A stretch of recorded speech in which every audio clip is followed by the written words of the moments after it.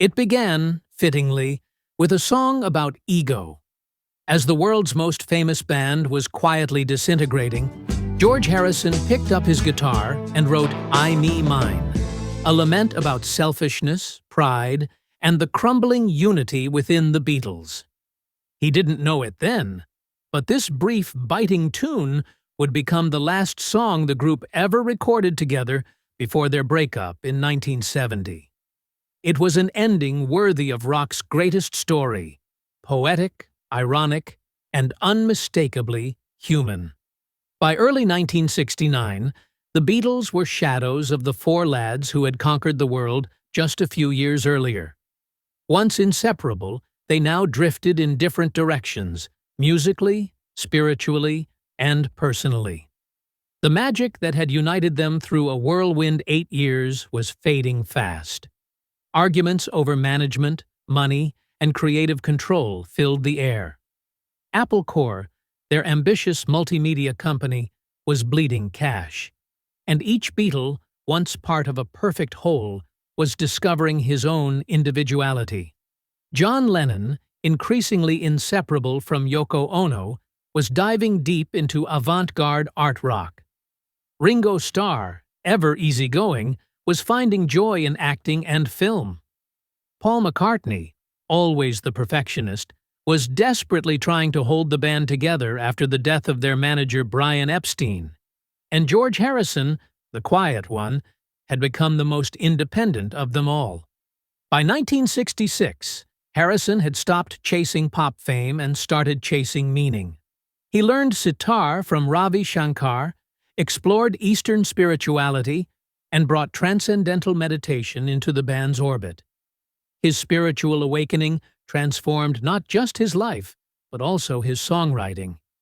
Songs like Within You, Without You, and Long, Long, Long reflected a man searching for something beyond fame and ego, something eternal. But within the Beatles, ego was exactly what was tearing them apart. Harrison's songwriting had blossomed, yet Lennon and McCartney, still the band's dominant creative force, often dismissed his contributions. He'd bring in songs like All Things Must Pass or Isn't It a Pity, only to see them sidelined. By January 1969, during the stressful Let It Be sessions at Twickenham Film Studios, he'd had enough. Tensions ran so high that he briefly quit the band altogether.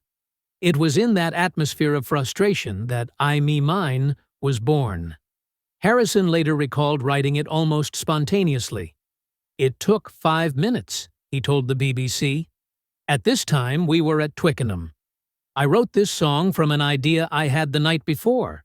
Its theme was simple but profound, an indictment of mankind's obsession with self, and a pointed reflection of the band's growing internal divide. It's all about the ego problem, Harrison later explained in the Beatles anthology. When he first played the song for the group, John Lennon barely paid attention. Instead, he waltzed around the studio floor with Yoko Ono, dancing as the others rehearsed. The moment was captured on film and would later appear in the Let It Be documentary, a haunting visual of how far apart the Beatles had drifted. Ironically, that brief sequence of Lennon and Ono dancing is what saved I, Me, Mine from oblivion. Director Michael Lindsay Hogg wanted to keep the scene in the film, but the song had never been properly recorded. So, a year later, on January 3, 1970, the remaining 3 Beatles, Harrison, McCartney, and Starr, reassembled at EMI Studios in London to give it a proper recording. Lennon was nowhere to be found. He had privately quit the band months earlier, though the split was still a secret. The session was efficient and businesslike. They rehearsed, recorded, and polished the track in a matter of hours. It was short, barely a minute and a half long, but producer Phil Spector would later extend it, adding strings, choir, and a repeated chorus to fit the Let It Be album. That January session marked the final time the Beatles recorded together as a band. When Let It Be was finally released in May 1970, the Beatles were officially over. Lennon had launched his solo career, McCartney had released his own album, and Harrison was preparing All Things Must Pass, the monumental triple record that would confirm his arrival as a major artist in his own right. Still, I, Me, Mine stood as the perfect farewell, a song that summed up the end of the Beatles as well as any could. Its waltzing verses and hard rock choruses mirrored the band's own duality: beauty and tension, harmony and discord.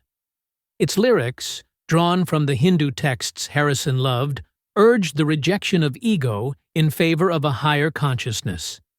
Yet in the context of the Beatles' breakup, those same words sounded painfully personal. Critics have since hailed I, Me, Mine as one of Harrison's most poignant works, a quiet but powerful reflection on identity, ego, and impermanence.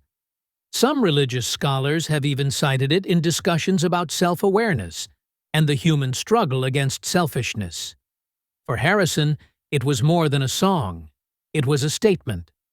So much so that he titled his 1980 autobiography I, Me, Mine after it. The Beatles didn't plan for this to be their swan song, but fate has a sense of irony. After years of singing about love and unity, their final recorded track was about separation and the self. In the end, I, Me, Mine was George Harrison's final word. And the Beatles, too. A last waltz for a band that changed the world. And then, quietly, went their separate ways.